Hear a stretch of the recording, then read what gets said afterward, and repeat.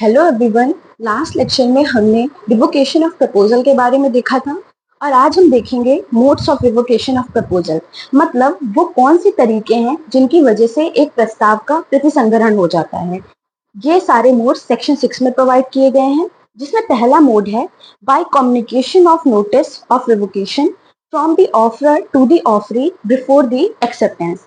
मतलब ऑफर करने वाले ने रिवोकेशन की सूचना एक्सेप्टेंस होने के पहले एक्सेप्टर को दे दी हो कि अब वो ऑफर को रिवोक यानी निरस्त करने जा रहा है।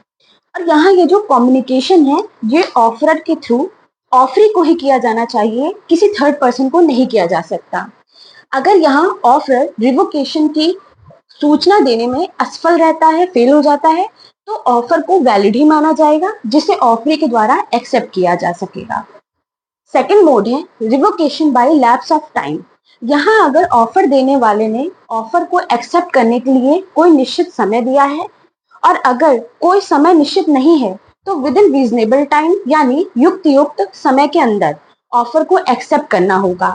यहाँ ऑफर को एक्सेप्ट करने का रीजनेबल टाइम क्या है, ये फैक्ट्स और सर्कमस्टेंसेस पर डिपेंड करता है। नेक्स्ट मोड है revocation by the failure of a condition president. Condition president का अर्थ होता है पूर्ववर्ती शर्त, जिसे एक्सेप्टेंस के पहले किया जाना जरूरी हो।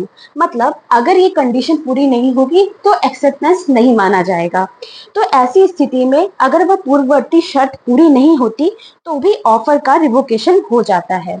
यहाँ हम एक एग्जाम्पल देखते हैं कि अगर एक ऑफर इस कंडीशन पर किया गया है कि ऑफरी को पहले लाइसेंस लेना होगा और ऑफरी लाइसेंस लेने में फेल हो जाता है, तो यहाँ पर ऑफर का रिवोकेशन हो जाता है क्योंकि कंडीशन प्रेसिडेंट फुलफिल नहीं हो पाई।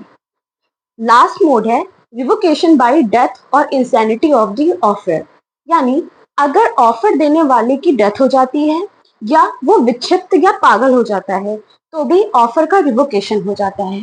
तो ये कुछ मोड्स थे जिनके थ्रू माना जाता है कि ऑफर का रिवोकेशन हो गया है। आई होप आपको आज का ये लेक्चर समझ में आया होगा। अगर आपको किसी भी तरीके का कोई डाउट है तो आप मुझसे कमेंट सेक्शन में पूछ सकते हैं। And please like share and subscribe. Thank you.